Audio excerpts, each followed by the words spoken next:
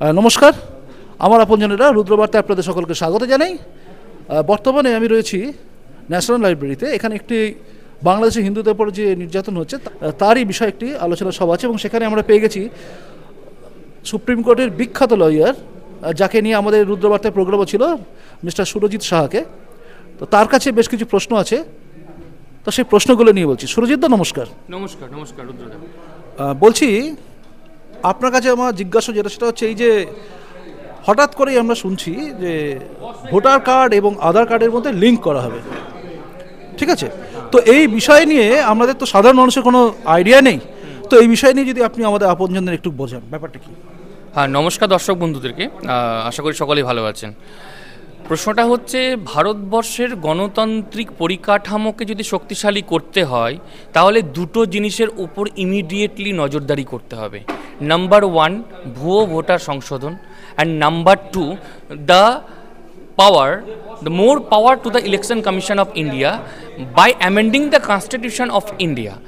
এটা কি করে সম্ভব? তাহলে কনস্টিটিউশন অ্যামেন্ডমেন্ট তো রাতারাতি করা সম্ভব নয়। কিছু বেসিক স্ট্রাকচারকে মাথায় রেখে, সুপ্রিম কোর্ট অফ ইন্ডিয়ার গাইডলাইনকে মাথায় রেখে কিছু বেসিক স্ট্রাকচার থিওরি রয়েছে আমাদের, সেটাকে মাথায় রেখে, সেটাকে ইনট্যাক্ট রেখে আমাদেরকে এই চেঞ্জেসটা করতে হবে। তবে কিছু ফল্ট আমি তুলে ধরবো দর্শক বন্ধুদের সুবিধার্থে, কারণ এটা সচেতন করার সময় এসেছে। সামনে ইলেকশন, 2026 ইলেকশন, ঠিক আছে? আমাদের বিধানসভার ভোট, এরপরে আবার লোকসভার ভোট। ভোট তো লেগেই থাকে, ভোট একটা পর্ব, উৎসবের মতো। গণতন্ত্রের মহান উৎসব হচ্ছে ভোট। আপনি যে প্রশ্নটা করলেন যে ভোটার কার্ডের সাথে আধার কার্ডের লিঙ্ক করাটা কি খুব জরুরি, আমি বলবো this is the primary stage. এটাই কিন্তু ফাইনালাইজড নয়, এটাতেও কিন্তু খুব বেশি সেফটি সিকিউরিটি এর মধ্যে আরও কিছু আমাদের এগোতে হবে। কী করা উচিত?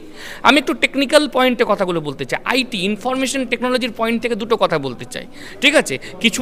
কিছুটা আমার বন্ধুবান্ধবদের সাথে কথা বলেছি এই ব্যাপারে, যারা আমার বন্ধুবান্ধব বিটেক ইঞ্জিনিয়ার, কেউ রিসার্চ করছে, পিএইচডি করছে, তাদের থেকে আমি এই ব্যাপারে অপিনিয়ন নিয়ে আমি দুটো পয়েন্ট যেটা আমার ধর্তব্যের মধ্যে এসেছে। নাম্বার 1, মোস্ট ইম্পর্ট্যান্ট, সেটা হচ্ছে এআই প্রুফ, আর্টিফিশিয়াল ইন্টেলিজেন্স আনতে হবে আমাদের ভোটিং সিস্টেমে। কি বললাম?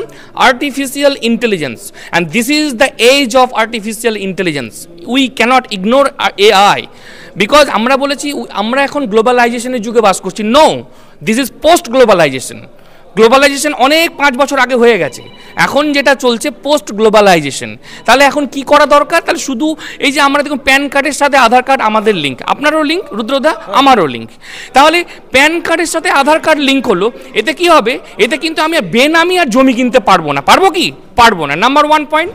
ওকে, এটা কিন্তু সোশ্যাল রিফর্মেরও কাজ করছে। Number 1 point. সেকেন্ড পয়েন্ট, তাহলে ভোটার কার্ডটা নিয়ে গিয়ে আমি ভোটটা দিতে চাই এমন কিন্তু মানে নেই, আমি কিন্তু ড্রাইভিং লাইসেন্স নিয়ে গিয়েও ভোট দিতে পারি। তাহলে সেক্ষেত্রে ইলেকশন কমিশন কি করে ফ্রড ধরবে? ধরুন আমি বললাম আমার ভোটার কার্ড হারিয়ে গেছে, আমি ড্রাইভিং লাইসেন্সটা নিয়ে লাইনে দাঁড়িয়ে আছি, ভোটের লাইনে, আমি কি ভোট দিতে পারবো না? অবশ্যই পারবো, আমাকে অ্যালাউ করতে বাধ্য election commission of India as per the present scenario.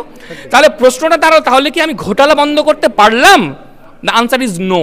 তাহলে কি করতে হবে? ওই যে আমার প্রশ্ন, আর্টিফিশিয়াল ইন্টেলিজেন্সকে ইমপ্লাই করতে হবে। This is the high time to reconstruct the Indian parliamentary democracy. তাহলে এই হচ্ছে নাম্বার 1 পয়েন্ট, যেটা প্রত্যেকের জানা দরকার, এবং এইটা সাজেশনস থাকলো আমার সেন্ট্রাল গভর্নমেন্টের কাছে, ঠিক আছে? আমি একজন ভারতের নাগরিক, আমি একজন আইনজীবী হিসেবে আমার অবজারভেশন যে ইন্ডিয়ান ভোটিং সিস্টেমে এআই খুব তাড়াতাড়ি আনতে হবে। অলরেডি আমেরিকাতে স্টার্ট হয়ে গেছে। এআই এর জনকই তো আমেরিকা, ইউএসএতে। ইউএসএর ভোটিং সিস্টেম এত ক্লিন অ্যান্ড ফেয়ার কি করে হচ্ছে? Because of the technology, and we are living in the age of technology. টেকনোলজিকে বাদ দিয়ে এখন আর গণতন্ত্রও চলতে পারে না। গণতন্ত্র কিন্তু খুঁড়িয়ে হাঁটবে যদি টেকনোলজি স্ট্রংলি ইউজ করতে না পারি। আর প্রথম কথা, যত টপ সফটওয়্যার ইঞ্জিনিয়ার সব আমাদের ইন্ডিয়ান। ঠিক, সুন্দর Pichai Indian topper, IIT Kharagpur, যে গুগলের হেড হয়ে বসেছিলেন। তাহলে আমাদের ভারতের রত্নরা ইউএসএ থেকে service, this is the drainage of brain drainage চলছে। আমি সেন্ট্রাল গভর্নমেন্টকে বলবো যে এই যে আমাদের অমূল্য ব্রেনগুলোকে নিয়ে আসুন, এদেরকে আমাদের ভোটিং সিস্টেম রিফর্মে কাজে লাগান, কারণ টেকনোলজি একমাত্র ফ্রি অ্যান্ড ফেয়ার ইলেকশন দিতে পারে, লাইক ইন ইউএসএ। তাহলে দ্বিতীয় প্রশ্নটা উঠে আসছে, তাহলে কি ভারতবর্ষ এআইতে পিছিয়ে? নো, আমাদের পার্লামেন্টে নতুন বিল আসতে চলেছে আর্টিফিশিয়াল ইন্টেলিজেন্সের ওপরে। এই নতুন বিল এবং আমাদের ভারতবর্ষের যে টেকনোলজিক্যাল সেফটি, টেকনোলজিক্যাল লস, সেটা অ্যামেন্ডমেন্ট অলরেডি হয়ে গেছে 2 বছর আগে। তাহলে প্রশ্ন হচ্ছে, যদি ভারতকে ভারত সভায় আবার শ্রেষ্ঠ আসন নিতে হয়, তাহলে এই ব্রেন ড্রেনগুলোকে ফিরিয়ে এনে, এই সুন্দর পিচাইয়ের মতো লোকগুলোকে ফিরিয়ে এনে এআইকে কাজে লাগিয়ে ভারতের গণতন্ত্র কিন্তু আরও স্ট্রং করা যেতে পারে এবং করা সম্ভব। বলুন। শুনলাম এই বিষয়টা আমাদের কাছে মোটামুটি হয়তো পরিষ্কার হয়েছে, কিন্তু এর সঙ্গে সঙ্গে আরও একটা বিষয় যেটা খুব ভাবায়, সেটা হচ্ছে ভেরি রিসেন্ট আমরা বিগত কদিন ধরে দেখছি আমরা যে লাগাতার দল বদলি ব্যাপারটা আছে। আজ তৃণমূলে, কাল বিজেপি, আজ বিজেপি, পরশুদিন তৃণমূলে। এই যে আমরা দেখলাম রিসেন্টলি একটা তাপসী মণ্ডল, এই যে দল বদলের ব্যাপারটা আছে, এই দল বদলের ব্যাপার নিয়ে আমাদের কি কোনো কিছু করা যায় না? এটা খুব জানার ইচ্ছে রয়েছে। এইটা প্রত্যেকটা নাগরিকের জানা তো প্রথম দরকার, কারণ we the people of India do vote for the democracy. আমরাই ভোটটা দিই লাইনে দাঁড়িয়ে। তাহলে প্রশ্ন হলো, দল বদলু কি আইন নেই? আছে। Anti defection law, constitution of ইন্ডিয়ার 10th শিডিউলে জলজল করছে অ্যান্টি ডিফেকশন ল। এই অ্যান্টি ডিফেকশন ল এর জন্ম হয়েছিল 1985। ফর্চুনেটলি আমি সেই সালেই জন্মেছি। 1985 আমারও জন্মের সাল। তো সেই বছরেই কিন্তু 52nd অ্যামেন্ডমেন্ট হয়েছিল কনস্টিটিউশন অফ ইন্ডিয়ার। তার আগে কিন্তু অ্যান্টি ডিফেকশন ল বলে কোনো বস্তু ছিল না। আর 1985 কারা রাজ করছে আপনি জানেন সেন্টারে? তাহলে প্রশ্ন হলো যে অ্যান্টি ডিফেকশন ল বলে যদি কোনো বস্তু আগে না থেকেও থাকে, তাহলে দুটো অ্যামেন্ডমেন্ট হয়ে গেল। কি? একটা হচ্ছে 1985 52nd অ্যামেন্ডমেন্ট, আর একটা 91st অ্যামেন্ডমেন্ট ইন 2003। তাহলে দুটো অ্যামেন্ডমেন্ট হওয়ার পর এখন এই লটা too much strong to imply. তাহলে প্রশ্ন হলো, এই লটার the intent of the legislation বলে একটা কথা বলি আমরা আইনের ভাষায়। ইন্টেন্ট মানে কি? কোনো একটা আইন যখন পার্লামেন্টে পাস হয়, তার একটা ইন্টেন্ট থাকে, তার একটা পলিটিক্যাল ইন্টেন্ট থাকে, তার একটা জাস্টিফিকেশন থাকে, তার একটা জাস্টিস। আমরা বলি law, equity and justice and conscience, এই 4টে শব্দ খুব ইম্পর্টেন্ট। তাহলে অ্যান্টি ডিফেকশন কথাটার মধ্যেই কিন্তু লুকিয়ে আছে ডিফেকশন মানে কি? ডিফেক্ট। আর তার উল্টো হচ্ছে ডোজ, অ্যান্টিডোজ, ভাইরাস, অ্যান্টিভাইরাস। সেরকম ডিফেকশন, অ্যান্টি ডিফেকশন। তাহলে এই যে পলিটিক্যাল ডিফেকশন, এই পলিটিক্যাল ডিফেকশনেও কিন্তু অ্যান্টি ডিফেকশন ল রয়েছে। তাহলে সেই লতে কি আছে? সেই ল অনুযায়ী কি যারা দল বদলু, রিসেন্টলি আপনি যার নাম নিলেন, বিজেপি এমএলএ তাপসী মণ্ডল হলদিয়া, মোস্ট প্রবাবলি, তিনি কিন্তু তৃণমূল থেকে বিজেপিকে ভায়া করে আবার তৃণমূলেই ফেরত গেলেন। তার মানে কি হলো? তাহলে বিজেপি কি ভায়া? বিজেপি কি ভায়া? নো। বিজেপি ভারতবর্ষের জনতা পার্টি, একটা কনস্টিটিউশন আছে। প্রত্যেকটা পলিটিক্যাল, যেমন তৃণমূলের কোনো কনস্টিটিউশন নেই, ওটা তো পলিটিক্যাল পার্টি না, ওটা একটা ক্লাব। তো ক্লাবের তো কোনো, ক্লাবেরও একটা কনস্টিটিউশন রুলস থাকে, কি করে সেক্রেটারি ইলেক্টেড হবে, কি করে প্রেসিডেন্ট ইলেক্টেড হবে।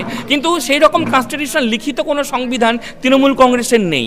কিন্তু আমার প্রশ্ন হচ্ছে, এই তাপসী মণ্ডলের মতো যারা ঝড়ের হাওয়াতে স্রোতের গা বেয়ে ভেসে আছে, এরা স্রোতের নিয়মে আবার নিজের জায়গাতেই ফিরে যায়।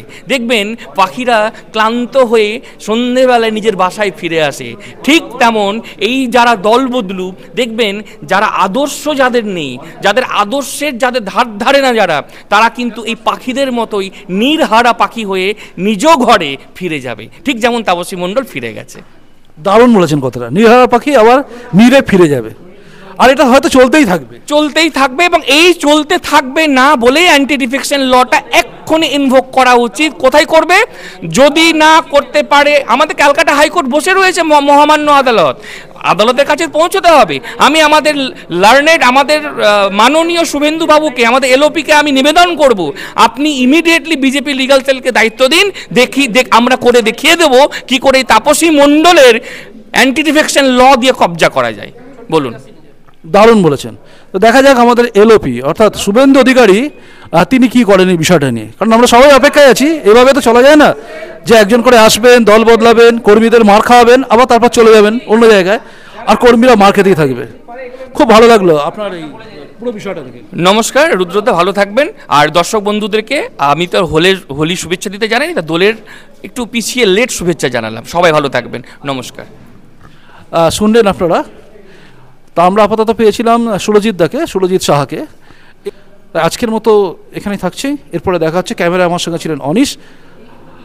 আপাতত এখানেই থামালাম।